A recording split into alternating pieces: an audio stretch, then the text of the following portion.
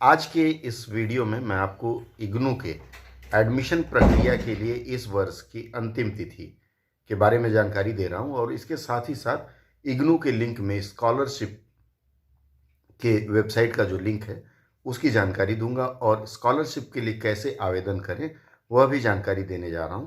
अंत तक बने रहिएगा हमारे साथ, क्योंकि अंत में आकर के आपको पता चलेगा कि स्कॉलरशिप ऐसे आवेदन करते हैं। आइए देख लेते हैं।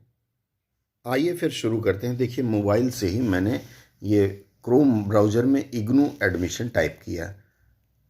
अब इसके बाद ये जो पेज खुला, ध्यान रखिएगा कि कहीं गलत वेबसाइट पर ना चले जाएं। ignuadmission.samar.edu.in ये इग्नू का वेबसाइट खुला, बाकायदे इसमें लोगो वगैरह है।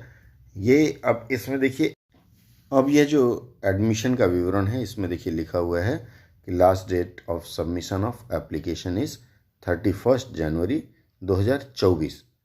आपको 2024 की 31 जनवरी तक इसके लिए आवेदन अवश्य कर देना है। अब जब आप आवेदन करने जा रहे हैं तो यहाँ देखिए स्कॉलरशिप का एक लिंक है, लिखा हुआ है scholarship.gov.in। स्कॉलरशिप जो भी छात्र आवेदन करना चाहते हैं, इग्नू के वेबसाइट के एडमिशन के इसी लिंक से आप स्कॉलरशिप के लिए जा सकते हैं।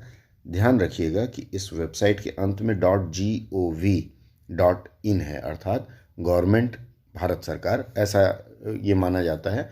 और इसकी शुरुआत में HTTPS ये रहता है।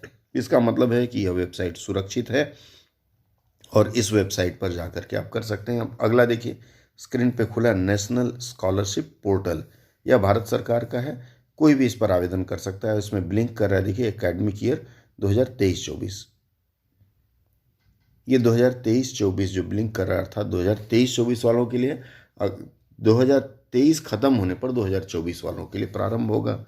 अब यहाँ देखिए दो कॉलम है, लेफ्ट में अबाउट अस नीले रंग में लिखा हुआ है और राइट अर्थात दाहिनी ओर एप्लीकेंट कॉर्नर लिखा है, यहाँ न्यू रजिस्ट्रेशन लिखा हुआ है लाल घेरे में। देखिए ये एनुअल ईयर 2023-24 का है। फ्रेश एप्लीकेशन पर देखिए तीर से हमने दिखाया है, और अगर आप पहले के हैं तो प्रीवियस ईयर पे क्लिक करना है। चूँकि हम नए हैं इसलिए नए पर जाएंगे। जब इस पर क्लिक करेंगे तो एक इंस्ट्रक्शन आता है, आपको यह इंस्ट्रक्शन ज़रूर पढ़ लेना है। चलिए मैं दिखा देता हूँ छोटा छोटा। ये देखिए एकेडमिक ईयर 2023-24 लिखा हुआ है, जनरल इंस्ट्रक्शन और गाइडलाइन।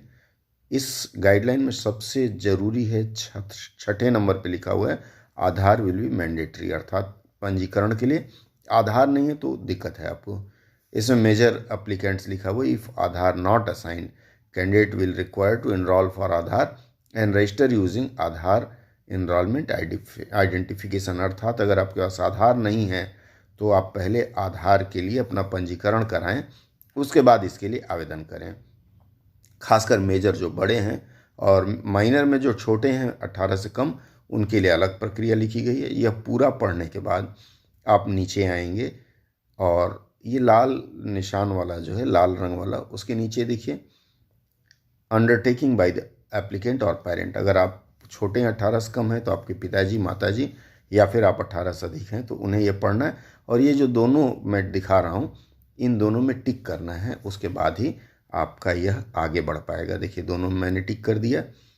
टिक करने के बाद फिर यहाँ कंटिन्यू लिखा हुआ है, ग्रीन वाला हरे रंग में, आप इस पर कंटिन्यू पर क्लिक करेंगे। इसके बाद जो अगला पेज खुलेगा उसमें आपको विवरण भरना है। क्या क्या विवरण भरना है उसमें आपको भरना है आई हैव आधार। अगर है तो बिना उसके कर ही नहीं सकते, इसलिए आई हैव आधार पर क्लिक करेंगे। इसके बाद फिर हम धीरे धीरे आगे बढ़ेंगे। आपका मोबाइल नंबर डालना है, वह मोबाइल नंबर जो आधार से जुड़ा हुआ है। मोबाइल नंबर डालने के बाद ये जो भी है, जैसे मैंने यहाँ एक उदाहरण दिया है 98000000, नमस्ते जी, गेट OTP, इस पर क्लिक करेंगे तो एक OTP आएगा। OTP यहाँ देखिए इंटर OTP लिखा हुआ है, ये लाल घेरे में देखें, उसे डालना है। उसके बाद इंटर कप्चा। कप्चा मतलब ये दाहिने तरफ आप देख रहे हैं 121WW जो लिखा है, ऐसा ही कप्चा दिखेगा, इसको आपको इस बॉक्स में भर देना है। भरने के बाद वेरीफाई करना है और आगे बढ़ जाना है। अब इसके बाद मेरी सीमा समाप्त होती है, क्योंकि मैं स्कॉलरशिप के लिए पात्र नहीं हूँ और आवेदन भी नहीं कर सकता। तो जो लोग पात्र हैं और आवेदन करना चाहते हैं, इसके बाद की प्रक्रिया वेब पेज खुलता जाएगा और जो जो जानकारी मांगी जाती है आप उसमें जानकारी भरते जाइए। अंत में जाकर के आपका आवेदन सबमिट होगा और समय पर जो भी स्कॉलरशिप की रकम है वह आपके खाते में सीधे आ जाएगी। तो अब देर न करें और तत्काल इस प्रक्रिया के लिए आवेदन प्रारंभ करें। अगली चर्चा में फिर कुछ नई बात लेकर के फिर मिलेंगे आप लोगों के साथ।